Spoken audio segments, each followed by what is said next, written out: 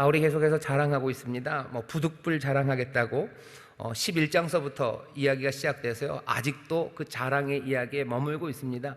왜냐하면 고린도 교회 사람들이 그 자랑하는 것에 아주 그냥 경도되어 있고요. 그리고 바울을 대적하고 고린도 교회와 바울을 이간질하려는 사람들이 그 고린도 교회 사람들의 그 자랑하려는 마음, 그 마음을 파고드는 거예요. 거기에서 고린도 교회와 바울 사이에 뭔가 틈이 있다는 걸 아는 겁니다. 고린도 교회는 자랑하는 거 좋아하고 바울은 자랑하지 않으려고 하는 거죠. 그러니 틈을 만들려는 사람들은 거기에다 쐐기를 탁 박아요. 그리고서는 자기들도 고린도 교회 사람들과 동조하면서 마음껏 자랑하고, 자랑하지 않는 바울을 이상하게 계속 깎아내리면서 고린도 교회와 바울의 사이를 벌려놓습니다. 그러니 바울은 이 이야기를 해야 돼요. 부득불해야 합니다. 정말 하고 싶지 않지만 어쩔 수가 없어요. 정말로 해야 된다면 하겠다고. 다른 이유는 없어요. 이런 자랑이라도 해서 너희들이 그렇게 팔려가고 종 삼아지고 잡아먹히고 그렇게 돼서 모욕당하는 일을 더 이상 참아 볼 수가 없기 때문에 내가 정말 부끄러운 일이고 말하기 싫고 정말 이래서는 안 되는 어리석은 바보 같은 일이지만 나도 자랑을 하겠다고 하면서 자랑을 하기 시작합니다. 오늘 12장 우리가 읽은 본문에 나오는 자랑은요, 환상과 계시라는 어쩌면 굉장히 영적인 일들입니다. 이건 자랑하기가 딱 좋아요. 여러 가지 면에서 딱 좋습니다. 뭐가 특별해요. 그냥 남들보다 능력이 많다는 건 비교가 돼요. 그래서 조금은 비교가 되면서 내가 조금만 더 하면 따라잡겠지 하지만 영적인 건 뭔가 좀 차원이 달라요. 다른 차원의 일입니다. 그러니 이거는 특별한 자랑이에요. 또 하나, 이 영적인 것을 자랑하는 게 또 특별한 이유는요, 이건 확인이 불가능해요. 달리기가 빠르다는 건 금방 확인합니다. 아무리 뒤로 빼도요, 정말로 한번 달려보면 알아요. 공부를 잘하는지 머리가 좋은지 그거 그냥 확인해 보면 돼요. 시험 문제 내면 되고 조금 모를 만한 질문해 보면 금방 차이 납니다. 돈이 얼마나 많은지 아니면 세상 사람들에게 얼마나 명성이 있는지 그것들은 같은 차원에서 여기서 확인 가능하죠. 하지만 영적인 일은 좀 달라요. 내가 환상을 보았다라고 얘기하는 것을 세상에서 확인할 방법은 없어요. 그러니 영적인 것을 자랑한다는 건 뭐가 좀 특별합니다. 다른 차원의 일이고요, 확인할 수 없는 일들이에요. 그런데도 불구하고 영적인 것들을 자랑하는 사람들이 있습니다. 나쁘게 이것들을 이용하는 사람들이 있고요, 바울이 생각한 것처럼 그렇게 해서 사람들을 종을 삼아요. 그렇게 해서 사람들의 뺨을 때립니다. 우리 주변에 이런 사람들 많죠. 뭔가 신령한 사람들이라고 얘기해요. 교회 안에만 있는 건 아닙니다. 점치는 사람들이 있어요. 점치는 사람들 앞에 가면 사람들이 확 주눅이 들죠. 뭔가 영적인 것과 통하는 것처럼 통하나요? 요새 랑종이라는 영화가 있었다는데 본 적은 없지만 뭐가 그런 그런 영매 그런 이야기일 겁니다. 자기는 영과 통해요. 거기에서 뭔가를 보고요. 그래서 거기에서 뭔가를 들어요. 그러니 그런 힘을 가진 사람 앞에서 이 사람은 낮아질 수밖에 없어요. 전혀 다른 차원이죠.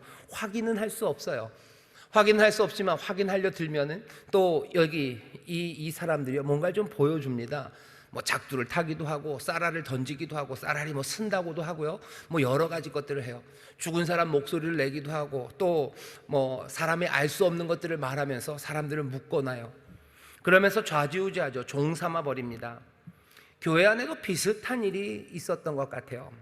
고린도 교회에 왔던 소위 말하는 사도라는 사람들, 자기들 말은 바울이 비꼬아서 말하는 그 위대한 사도들이 영적인 것들을 하죠. 영적인 경험들을 말합니다. 물론 그 사람들이 작두를 타고 쌀알을 던지고 이런 사람들은 아니에요.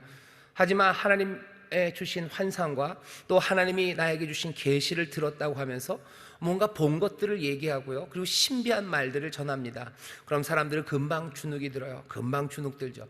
그러면서 이 사람들이 은근히 얘기하는 거예요. 바울이 그러더냐? 아니요, 바울은 그런 적 한 번도 없어요. 사람들에게 내가 환상을 보았다고 얘기한 적도 없고, 바울이 내가 하나님 앞에 직접 그 하늘에 가서 계시를 듣고 왔다고, 이게 하나님의 뜻이라고 그렇게 말한 적이 바울은 한 번도 없어요. 이 사람들이 자랑하면서 바울이 그런 적이 있냐고 물어보면 고린도 교회 사람들은 대답하겠죠. 아니요, 바울은 그런 적 없는데요 하면서 갸우뚱하는 겁니다. 이 사람들은 이게 무슨 효과인지 알아요. 자기들을 높이고 바울을 낮추는 효과예요. 바울을 낮추면서 바울의 권위를 밀어내고요, 바울이 가졌던 권위를 자기들이 갖는 겁니다. 그러면서 아마 존중받고 아마 그러면서 어깨에 힘 줍니다. 이 사람들이 전혀 얼토당토 않는 이야기를 하는 사람들은 물론 아닙니다. 이 사람들도 예수 이야기를 할 거고요, 이 사람들도 복음 이야기를 할 거고 말씀대로 살라는 이야기를 하긴 할 거예요. 하지만 이 사람들이 지금 이곳에 와서 하는 그 일이 얼마나 교회를 분란에 빠지게 하고 그리고 바울이 전했던 그 복음에서 사람들을 멀게 하는지 바울은 압니다. 그러니 무익하나마 내가 부득불 자랑하겠다는 겁니다. 부득불, 얻는 건 없을 거예요. 하지만 어쩔 수가 없어요. 내가 부득불 자랑하겠다.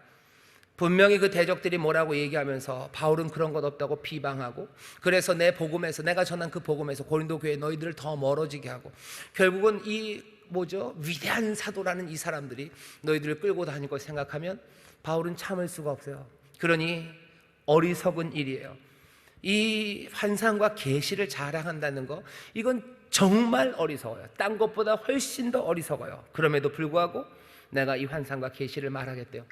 이게 다른 것보다 훨씬 더 어리석고 바보 같은 짓이라는 걸 뭘 보면 아냐면요, 뒤에 바울이 그냥 어떤 사람이, 이런 사람이 셋째 하늘까지 올라가고 이런 사람이 낙원까지 갔다고 자기가 갔다고 얘기하지 않아요. 이런 사람이라고 3인칭으로 얘기합니다. 이거 뭐예요? 차마 내가 거기 갔다고 말하기는 너무 남세스러워요.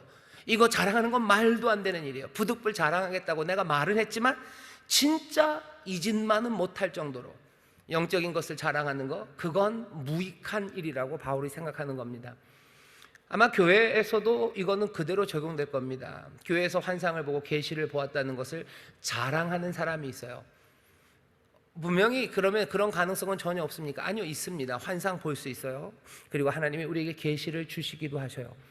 그 계시를 전하라는 말씀들을 우리에게 주시는 적도 있어요. 하지만 그것이 자랑의 맥락에서 쓰여진다면 그건 정말로 어리석습니다. 환상과 계시를 자랑하는 게 정말로 이 정도로 무익한 이유는 다른 것 아닙니다. 환상을 보고 계시를 들었다는 거, 그거 아주 멋져 보이죠. 하지만 멋져 보이지만 정말로 자랑하기에는 적합하지 않아요. 왜냐하면 내가 한 게 있어야 자랑을 하죠. 환상을 보고 계시를 듣는 데 있어서 내가 한 게 아무것도 없습니다. 내가 환상을 보는 훈련을 한 것도 아니에요. 계시를 들로 훈련을 한 것도 아니에요. 내가 그걸 위해서 소를 500마리를 바쳐서 내가 환상을 얻었다면, 내가 그 환상에 대해서 내가 500마리의 대가를 치르고 하나님에게서 환상 한 조각을 보아서 그 한 조각의 아름다움을 너에게 얘기한다 그러면 아마 소 500마리만큼 박수를 쳐줄 수 있을 겁니다. 하지만 환상과 계시를 볼 때 그 사람이 한 것은 아무것도 없어요. 내가 한 게 있어야 자랑을 하지 않겠습니까? 하나님이 그냥 주신 거예요. 하나님이 그냥 끌고 가신 거예요. 이끌어 가신 거예요. 하나님이 보이시고 하나님이 말씀하신 거죠. 그러니 그것을 보고 들은 사람이 자랑할 게 있습니까? 뭔가 한 일이 있다면 하나님이 하신 일이지 자기가 한 건 아무것도 없어요. 이렇게 얘기하면 사람들이 얘기하죠. 그래도 다른 사람이 아니라 그 사람에게 환상을 보이시고 그 사람에게 계시를 보이셨다면 그 사람에게 뭔가 잘한 게 있으니까 주신 것 아닐까? 대답은 아닙니다. 그 사람이 뭔가 잘한 게 있어서 그 사람에게 환상과 계시를 주셨다면 그 환상과 계시는 은사, 하나님이 은혜로 주신 선물은 아니에요. 잘한 게 있어서 줬다면 그건 은사가 아니죠. 은혜가 아니죠. 그건 뭐예요? 그건 대가죠. 내가 뭔가를 했어요. 거기에 대해서 내가 뭘 잘한 게 있으니까 하나님이 나에게 주셨겠지라고 생각하면 내가 받은 건 은사, 하나님이 은혜로 주신 선물이 아닙니다. 그건 대가죠. 대가를 받았다는 걸 자랑할 필요 있어요? 아니죠. 오히려 정말로 대가를 받을 만한, 환상과 계시라는 그 영롱한 것을 받을 만한 내가 뭔가를 했다면 내가 뭔가 한 이거 자랑하면 되는 겁니다. 내가 이만큼의 수고를 해서 500만 원을 벌었어요. 500만 원을 자랑합니까? 아니죠. 내가 한 이 수고를 자랑하면 돼요. 그런데 환상과 계시를 얘기하는 사람들은 내가 이런 일을 이렇게 했더니 하나님께서 나에게 이걸 주셨다고 그렇게 얘기하지는 않아요. 왜? 그렇게 했다가 환상과 계시가 대가로 오지 않으면 문제가 생기죠. 하나님은 대가를 치르지 않는 분이 되는 거예요. 하나님이 환상과 계시를 그렇게 해주십니까? 그렇게 주신 적 없어요. 대가로 주신 적이 없어요. 대가로 주셨다면 우리가 거기에 걸맞는 뭔가를 내놨을 때 하나님은 의무가 생기는 거예요. 주셔야 되죠. 하지만 하나님의 은혜는 그렇게 임하는 게 아닙니다. 그러니 환상과 계시를 자랑한다는 건 무익해요. 내가 한 게 아무것도 없어요. 은혜로 주신 겁니다. 은혜로만 주신 거예요. 그러니 자랑할 일이 아닙니다. 어리석은 짓이에요. 그리고 바보 같은 짓입니다. 그런데도 불구하고 바울이 그래도 내가 하겠다는 거죠. 그리고 너무너무 창피하니까 나라는 말은 못하고 그냥 어떤 사람의 이야기라고 하면서 그 이야기를 전하기 시작합니다. 11절부터 3절까지 읽어볼게요. 거기 보면 바울의 이 마음이 보입니다. 무익하나마 내가 부득불 자랑하노니 주의 환상과 계시를 말하리라. 내가 그리스도 안에 있는 한 사람을 아노니 14년 전에 그가 셋째 하늘에 이끌려간 자라. 그가 몸 안에 있었는지 몸 밖에 있었는지 나는 모르거니와 하나님은 아시느니라. 내가 이런 사람을 아노니 그가 몸 안에 있었는지 몸 밖에 있었는지 나는 모르거니와 하나님은 아시느니라. 환상 계시, 그건 어차피 내가 컨트롤할 수 있는 것 아니에요. 하나님이 이끌어 가셨고 하나님이 보이시고 하나님이 말하신 걸 내가 들었을 뿐이에요. 몸 안에 있었는지 몸 밖에 있었는지, 아마 이 말이 괄호 안에 있어서 이 괄호를 풀고 이 본문 안에 있다면 바울은 그런 식으로 썼을 거예요. 왜 이렇게 썼냐면 영적인 경험들을 자랑하는 사람들이요, 온갖 디테일을 말합니다. 그냥 하나님이 내가 하나님에게 환상을 받고 하나님이 나에게 계시를 주셨어라고 그 말만 딱 전하지 않아요. 여러분들 그런 영적인 경험을 얘기하고 자랑하는 사람들 얘기를 잘 들어보세요. 자랑은 늘 디테일이 있습니다. 내가 이러고 있는데 몸에서 쑥 빠져나가서 저기를 쫙 가서 뭔가 내가 경험한 거, 그리고 어쨌든 그 안에 있는 디테일들을 막 다 얘기해요. 근데 바울은 지금 창피해서 3인칭으로 얘기하면서도 그 디테일 말하고 싶은 게 없어요. 내가 몸 밖에 있었는지 아니면 내가 몸 안에 있었는지 날 몰라요. 그래도 그때를 생각해 보면 하고 사람들을 그리로 빨아들이려는 의도가 전혀 없어요. 내 경험에 빨아들여야 될 이유가 없어요. 내 이 신비한 경험을 내가 했다는 걸 사람들을 감정적으로 빨아들이고 호기심 있게 해서요, 사람들의 마음을 얻으려는 마음이 전혀 없습니다. 그냥 부득불 자랑하려니까 그래 하겠다, 환상과 계시가 있다, 그냥 그것만 얘기하겠다는 거예요. 얼마나 바울이 이 환상과 계시라는 영적인 것들에 대해서 자랑하는 것이 무익한지 바울은 아주 그냥 뼛속 깊이 이건 정말 자랑할 수 없는 일이에요. 이건 자랑한다는 거, 이건 말도 안 돼요. 이걸로 사람들을 좌지우지한다는 거, 이건 정말 말도 안 되는 일이에요. 바울은 지금 그 생각으로 그럼에도 불구하고 어쩌면 이 창피한 일을, 어쩌면 스스로 수치스러운 이 일을 고린도 성도들을 사랑하는 마음으로 지금 하는 겁니다. 셋째 하늘에 이끌려간 때는 14년 전이래요. 사람들이 14년 전 이런 나는 매일매일 환상을 보는데 매일매일 계시를 듣는데, 바울은 그런 얘기는 안 합니다. 난 매일매일 본다. 아니, 나 14년 전에 한 번, 그 이후에는 한 번도 없습니까? 뒤에 보면 바울이 그렇지는 않은 것 같아요. 내가 받은 계시가 지극히 커요. 그리고 자고하지 않은 하나님의 많은 환상과 계시를 보여주셨어요. 근데 그냥 하나 얘기하겠다는 거예요. 14년 전에 어제 봤다, 그저께도 봤다, 나는 매일 본다, 그런 말 하지도 않아요. 그냥 14년 전에 한 번, 내라고도 안 하죠. 어떤 사람 하나가, 그리스도 안에 있는 한 사람이 셋째 하늘까지 올라갔고, 그리고 거기 그 낙원, 하늘이 여러 층이 있다면 이 셋째가 낙원이라는 건 어쩌면 제일 최고층입니다. 어떤 사람들은 천국이 이 당시에 3층이라는 사람도 있고 7층이라는 사람도 있고, 아니면 1년이 365일이니까 365층이라는 사람들도 있고, 생각들이 많았어요. 하지만 보통 3층이나 한 7층 정도라고 사람들이 생각을 했어요. 여기 천사들이 있고 그 다음 단계가 있고, 제일 높은 단계는 낙원이죠. 여기는 하나님이 계신 그곳이에요. 이 사람은 첫 번째 층도 아니고 바울입니다. 나는 셋째 층까지 갔었어요. 거기 낙원, 하나님이 계신 바로 그곳에서 천사를 통해서 들은 것 아니고, 천사의 음성 들은 거 아니고, 난 주께로부터, 그렇죠? 그 사람은 주께로부터 말을 들었어요. 들은 말은 놀라운 이야기입니다. 하지만 말할 수 없는 말을 들었어요. 이건 말로 표현할 수 없는 말이라는 뜻보다는요, 말하지 말라고 하셨던 그 말들을 내가 들었어요. 사람들에게 말하지 말아라, 어쩌면 너만 알아라 하는 그 말을 내가 들었다고 얘기하는 겁니다. 내가 이런 사람을 안다고, 4절입니다. 그가 낙원으로 이끌려가서 말할 수 없는 말을 들었으니 사람이 가히 이르지 못할 말이로다. 말하면 안 된다는 말, 그 말까지 하시면서 전해 주셨어요. 그러니 바울은 입 다뭅니다. 내가 그래서 말하지 않았다요. 사람들은 그러는 거죠. 그래? 전하지 말라는 그 말은 전하지 않고 그럼 셋째 하늘에 갔다는 거, 그건 얘기할 수 있었던 거 아니냐. 얘기는 다시 도돌이표요. 그렇게 말하는 건 무익해요. 그리고 말도 안 되죠. 얼마나 우습습니까? 내가 너한테 꼭 할 말이 있는데 에이 아니다 말할 수 없다. 이런 사람은 좀 이상한 사람이에요. 정말 말할 수 없는 말이면 말할 말이 있는데 말할 수 없다, 그런 말 하는 거 아니죠. 그냥 말 안 하는 겁니다. 그게 훨씬 더 정직하고 신실한 사람이에요. 바울은 그래서 말 안 했다는 거예요. 그런 거 말할 이유도 없고, 그리고 신령한 것, 영적인 것, 환상과 계시는 자랑하는 일이 무익하고, 그래서 난 말하지 않았대요.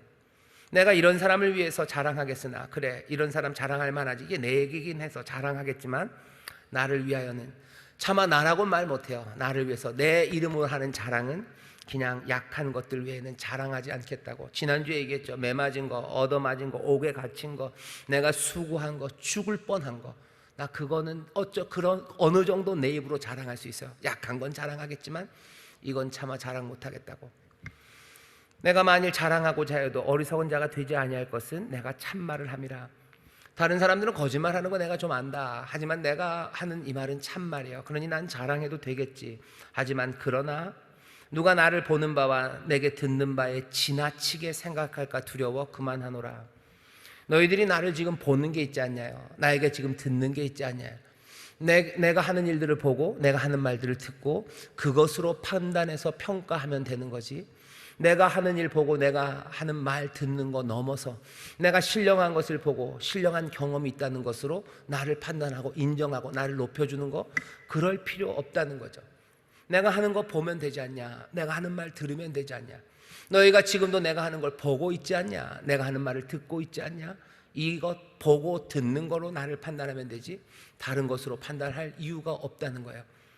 우리가 이 말이 무슨 말인지 압니다. 영적인 것들을 말하는 사람들이 신령해 보여요. 하지만 그들이 하는 것들을 보고 그들이 하는 일들을 또 들어보면 말도 안 돼요. 그럼에도 불구하고 영적이라니까 뭐요? 우리에게 보이는 것과 들리는 것을 넘어서 그 사람들을 인정하고요.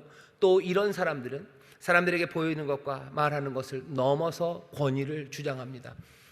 말도 이상해요. 복음을 전하는데도 이상하고 행동도 뭔가 하나님 앞에서 거룩함이 없어요.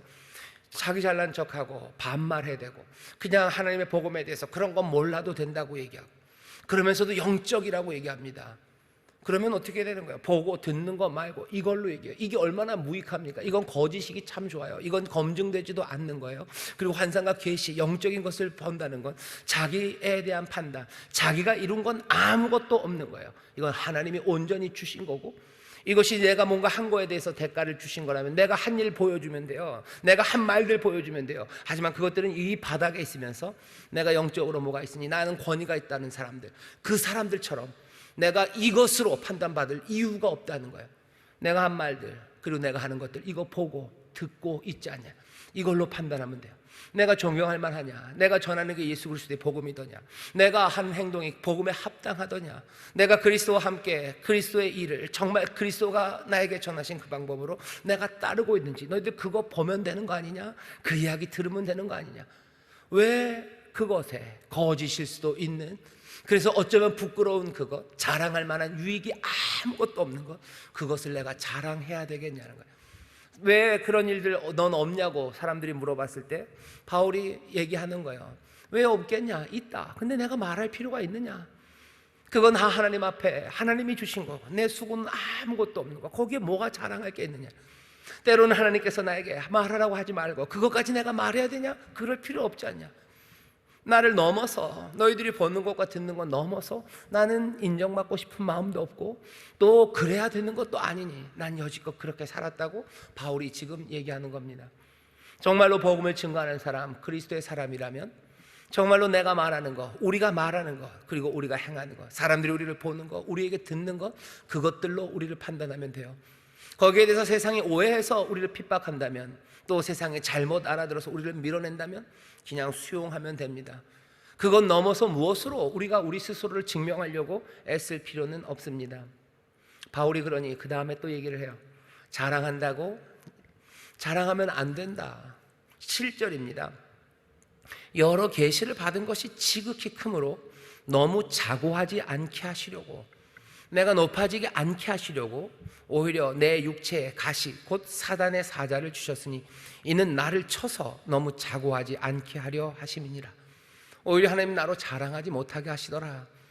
혹시라도 내가 받은 계시와 환상이 너무 크고 놀라워서 그것 때문에 내 마음이 스스로 높아질까 봐, 내가 약하고 연약한 가운데 십자가에서 보이신 예수 그리스도 내 주님의 길을 따라야 되는데 주께서 그렇게 자기를 비우시고 겸손하게 낮아지셔서 그 일을 하셨는데 나 높아지고 자랑할까 봐 오히려 주는 나를 치시더라 하는 거예요.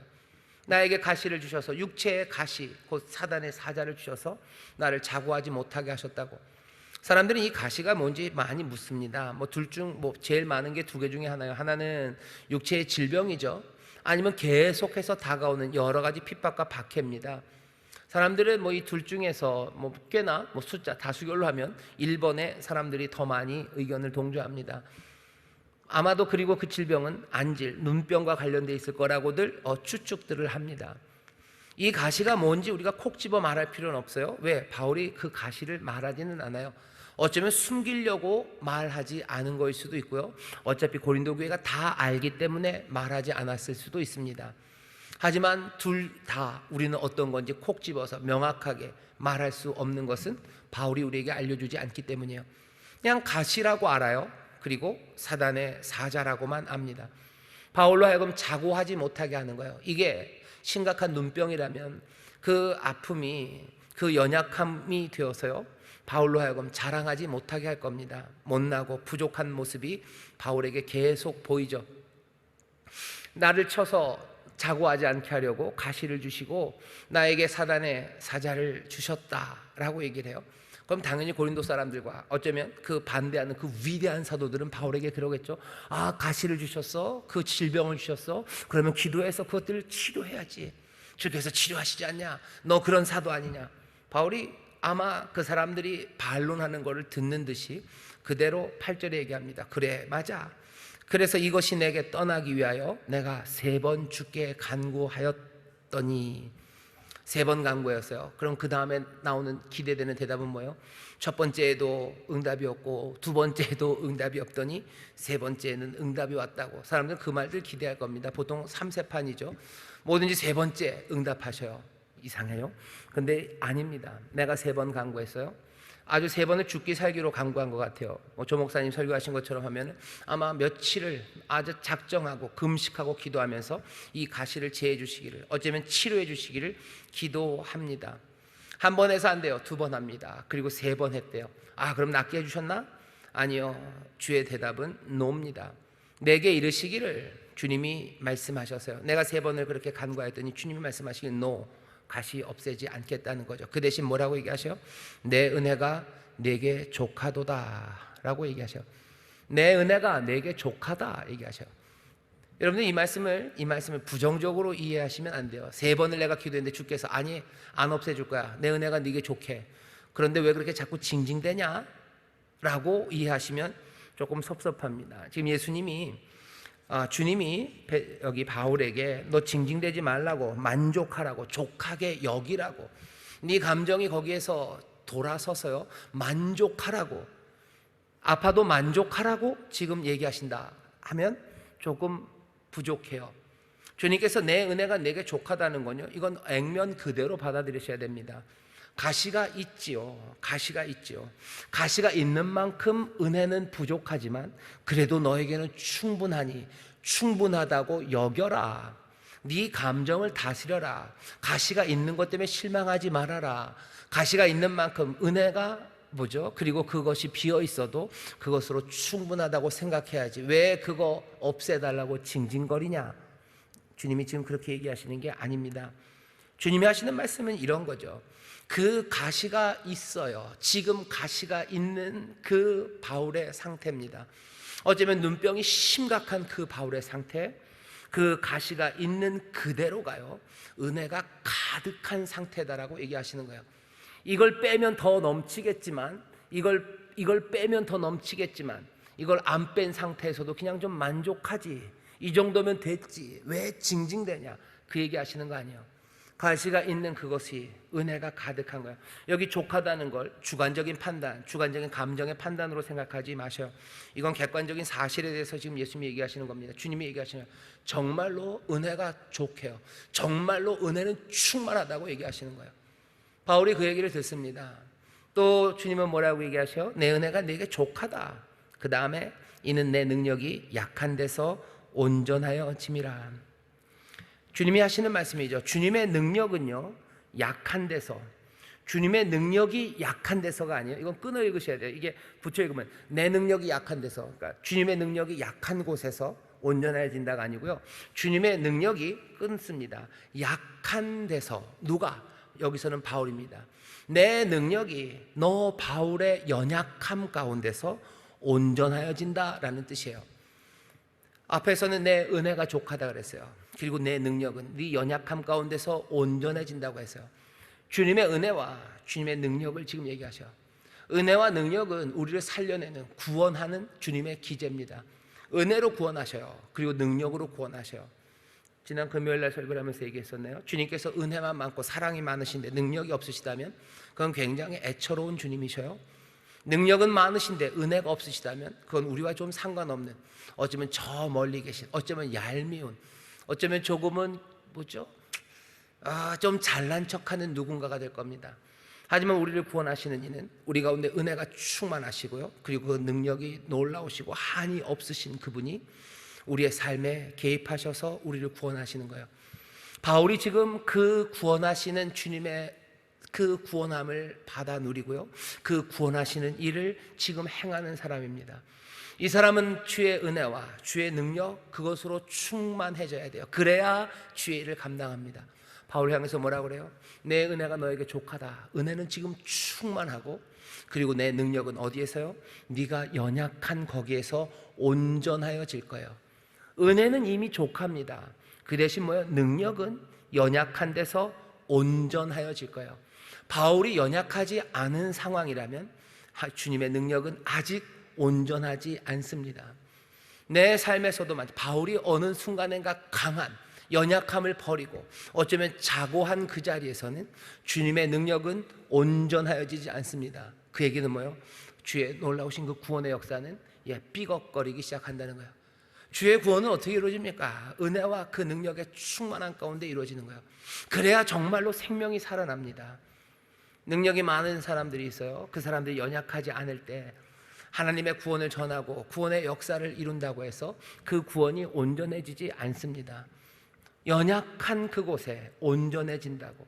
온전하다는 말은 텔레오라는 동사예요. 이건 시작한 일이 완성된다는 겁니다. 시작한 일이 완성되는 것은 언제예요? 그 사람, 바울이 연약함일 때요. 사람들은 연약함을 싫어합니다. 연약함을 없애버리고 싶죠. 가시가 없었으면 좋겠죠. 이 가시인 안질이 없어서, 내 이 안질이라는 심각한 질병이 없어야 구원의 능력이 온전해질 것 같은데, 주님은 오히려 거꾸로 얘기하시는 거예요. 네가 연약하고 그 가시로 인하여 자고하지 않고 그 연약함 가운데 있을 그때 내 능력은 온전하지죠. 은혜는 지금 족하고 네 약한 가운데서 내 능력은 온전하여져요. 바울은 어떤 생각이 듭니까? 나를 구원의 일로 부르신 주의 뜻이 내 연약함 가운데서 은혜는 족하고 또 내 연약함 가운데서 그 능력은 온전하여지니 내 연약함 가운데 주의 놀라운 구원의 역사는 이루어질 것을 바라보기 시작하는 거예요. 내가 연약할 때 구원의 역사가 이루어져요. 그러니 바울은 그 말을 듣고 어떻게 합니까? 이러므로 도리어 크게 기뻐함으로 나의 여러 약한 것들에 대하여 자랑하리니, 내가 지금 약하다고, 그러니 주의 능력은 지금 여기 온전하고 약한 나에 있어서 그 은혜는 나에게 지금 충만하다고, 그러니 내 약한 걸 기뻐합니다. 다른 이유 아니에요. 아픈데 기뻐, 연약한데 기뻐? 누가 아픈 걸 기뻐합니까? 내 연약함에서 주의 능력이 온전하여지니 기뻐하는 거예요. 거기에 있는 그 전제는 뭐예요? 내 일로 그 연약함으로 주의 구원의 역사가 이루어지는 거예요. 그러니 즐거운 거예요. 그러니 고린도 교회 사람들에게 말할 수 있는 겁니다. 고린도 교회와 그리고 고린도에 있는 사람들에게 주의 구원의 역사를 전하기 위해서 내 연약함을 사용하시는 주님, 그 주님을 보면서 이 사람은 즐거워해요. 내 삶에 은혜가 가득한 거, 내 만족으로 지금 즐거워한 게 아니에요. 내 연약함에 하나님의 능력이 있어요. 능력이 있구나 해서 지금 기뻐하는 게 아니라 그것이 구원의 일을 이루기 때문에 즐거워하는 거예요. 누가 아픈 걸 기뻐합니까? 누가 연약한 걸 기뻐합니까? 그거 벗어버리고 싶죠. 가시 벗어버리고 싶어서 3번이나 기도했죠. 하지만 안 된다고 얘기하시면서 설명하는 거예요. 내 은혜가 내게 족하다. 내 은혜가 내게 족하다. 내 능력은 네 연약함 가운데서 온전해진단다 라는 그 어쩌면 계시로 받은 그 말씀, 어쩌면 환상 가운데 들은 말씀이 이 말씀인지도 몰라요.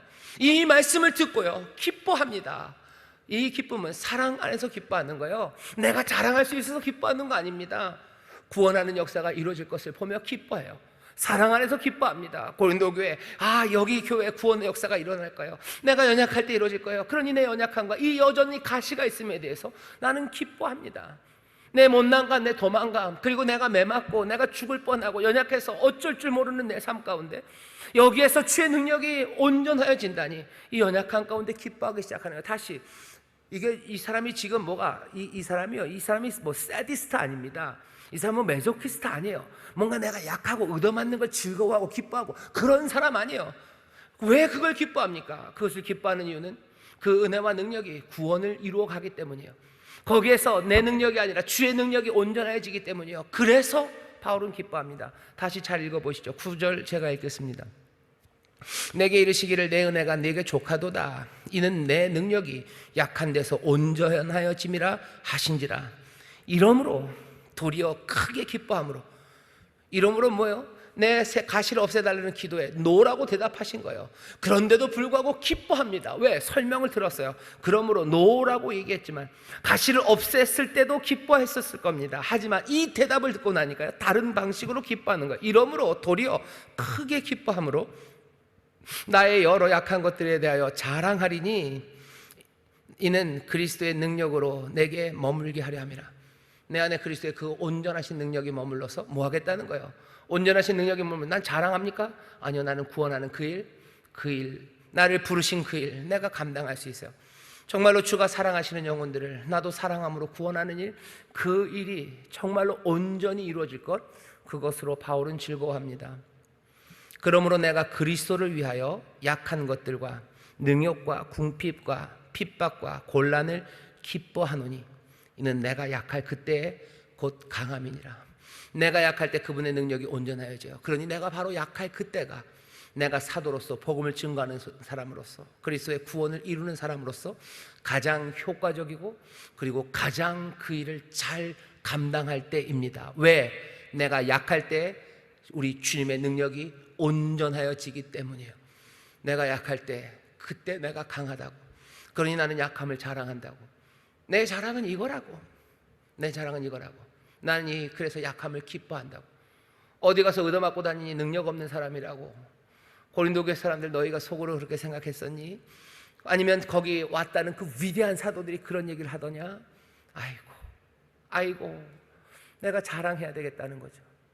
나는 그거에 맞춰서 자랑할 생각 없다고. 내가 자랑한다면 바보처럼, 어쩌면 내가 정말 바보처럼, 세상의 기준의 바보처럼 약한 것, 나는 그것을 끝까지 자랑하면서 그렇게 주가 맡기신 구원의 일을 온전히 이루어 갈 거라고 바울은 지금 고린도 교회 사람들에게 설명해주고 자기의 마음을 내어 보이는 겁니다. 그리스도가, 사람들은 묻죠. 그 가난과 그리고 그 고독과 그리고 그 질병과 초라함이라는, 우리가 벗기 원하는 그 연약한 가운데서 그리스도가 역사하실까? 가난한 사도에게서 역사하실까? 그 고독한 사도, 아무 친구도 없는 그 외톨토리 그 사도에게서, 사도를 통하여 그리스도는 역사하실까? 뭔가 여기저기 연줄도 많고 뭐 좀 대통령도 알고 국회의원도 알고 시장도 알고 뭐 재벌도 좀 알고 뭐 이재용이 친구고 뭐 따지고 보면 이종일가 뭐 제가 모르는 사람한테 뭐 그럴 수도 있습니다. 저 같이 87학번이 학교에서 본 적은 한 번도 없습니다. 그래도 계단 올라와서 최용호는 오른쪽, 이재용은 왼쪽으로 갔을 거예요. 분명히 거기 있었겠지만 뭐 제가 뭐 알아볼 일도 아니고 뭐 그 친구가 뭐라고 자랑하지도 않았으니까 모르죠. 저도 뭐 그 사람한테 내가 최용호라고 자랑한 적은 없으니까요. 그런 사람 말고 외톨토리가 아니어야, 아니면 건강하고 아주 그냥 장대해야, 뭔가 사람들의 보기에 아주 뻔뻔하고, 아니 뻔뻔이 아니라 아주 그냥 뭐래, 저희 할머니가 쓰시는 말인데 뭐 여러분들이 잘 모르시는 말일 겁니다. 저보고 끽끽하대요. 우리 손자는 끽끽하다고. 그게 뭔지 잘 모르겠어요. 그냥 끽끽하네, 좋은 뜻이겠죠. 맞나요, 할머니? 끽끽하고 뭐가 그래야 복음이 증거되는 거 아닙니까?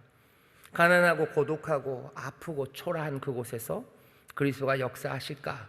고린도 사람들은 그렇게 물어요. 대답은 뭐예요? sure, 맞죠. 외려 더 온전하게 그 일을, 내가 약할 때 그때 곧 강하다고 바울이 말합니다.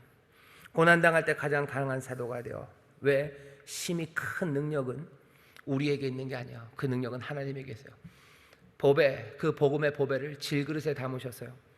고린도전서 4장에 보면 그 말씀이 있죠. 4장 7절입니다. 우리가 이 보배를 질그릇에 가졌으니 이는 능력의 힘이 큰 것이 하나님께 있고 우리에게 있지 아니함을 알게 하려 하심이라.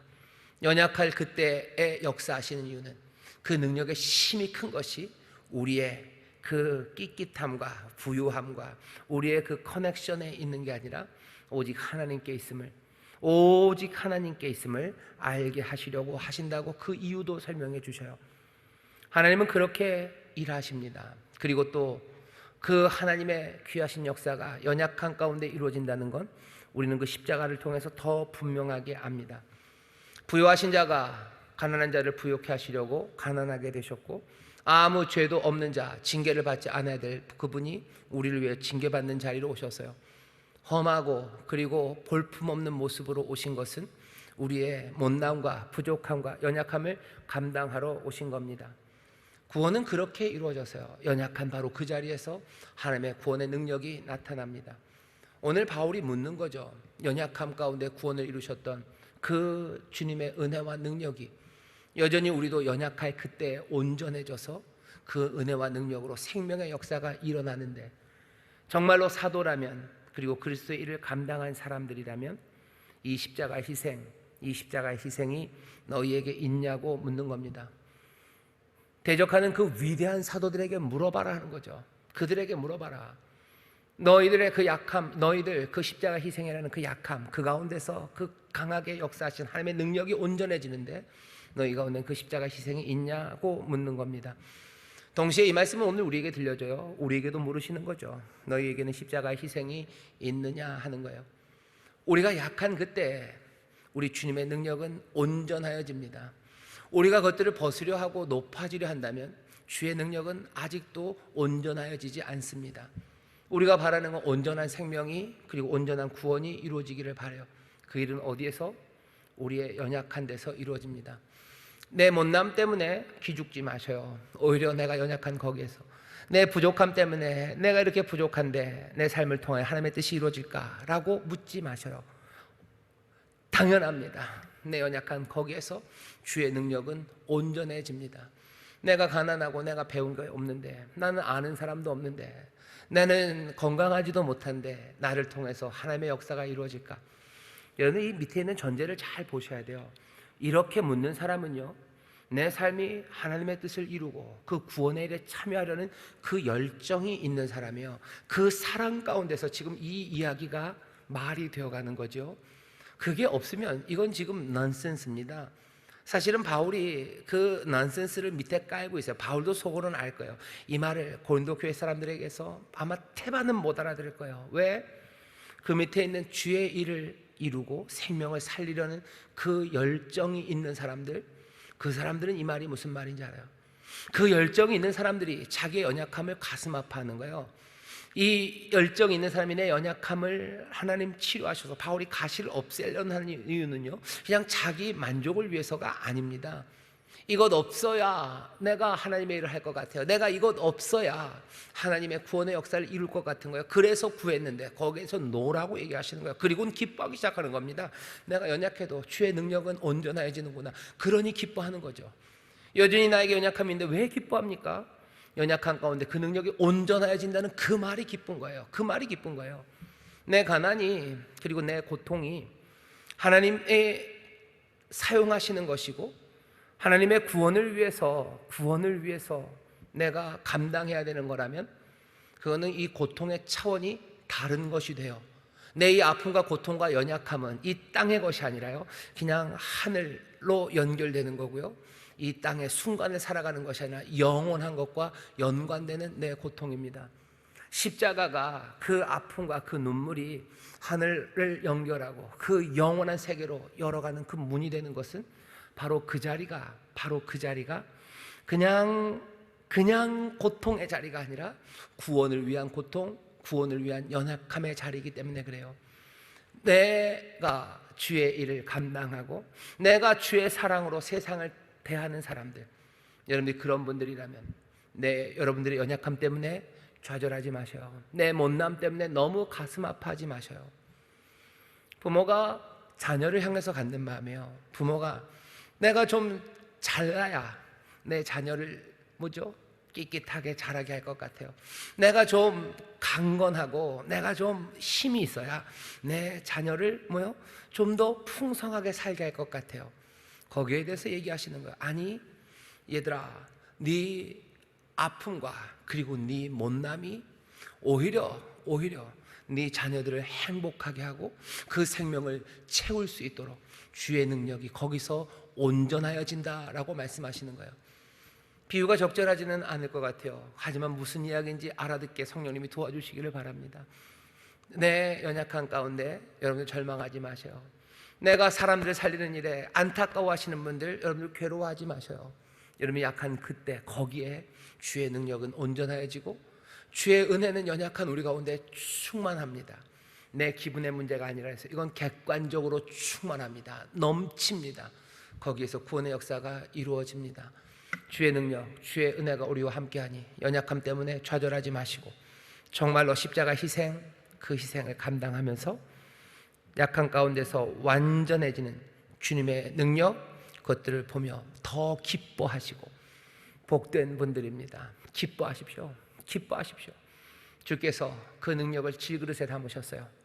이는 우리의 그 놀라운 구원하는 능력이 하나님께 있음을 드러내는 그 귀하신 인도하심으로 우리를 사용하시기 때문입니다. 다시 한번 약한 가운데 완전해지는 주님의 능력이 우리 가운데 더 충만하고 온전해지고 그리고 우리에게 족한 그 은혜가 우리 안에 하나님의 구원의 역사를 이루어 가게 되시기를 기도하고 또 우리를 그렇게 사용하여 주실 줄 믿습니다. 기도하겠습니다. 하나님, 이 말씀을 통해서 우리가 바울을 봅니다. 여기 표면에 흐르는 글자들의 이야기가 아니라 여기 밑바닥에 깔려있는 바울의 사랑하는 마음을 보게 하시고 이 말씀을 전하시는 또 바울에게 대답하시는 주의 대답 가운데 있는 고린도 교회를 사랑하는 또 바울을 사랑하는 그리고 우리를 사랑하는 주의 그 마음을 우리로 보게 하시사 주여 그 율법이 그 말씀이 우리 안에 새겨진 사람들답게 주여 우리를 사랑하는 주님을 우리도 사랑하며 이 말씀을 받게 하시고 정말로 구원하는 일을 일으켜 세우는 일, 그 일로 안타까워하고 그 일을 간절히 사모하는 우리 사랑하는 주의 백성들에게 주여 오늘 주시는 이 말씀이 위로가 되게 하시고 용기가 되게 하시고 기쁨이 되게 하여 주옵소서. 내 연약함이 주의 능력을 가리지 않습니다. 오히려 주님의 능력이 우리 연약한 가운데서 온전하여질 줄 믿사오니 연약한 가운데 기뻐하며 그 은혜와 능력의 역사에 하나님 감사함으로 참여하며 살려내는 일 감당하는 주의 사람들 되게 하여 주시옵소서. 감사드리며 예수님 이름으로 기도하옵나이다. 아멘.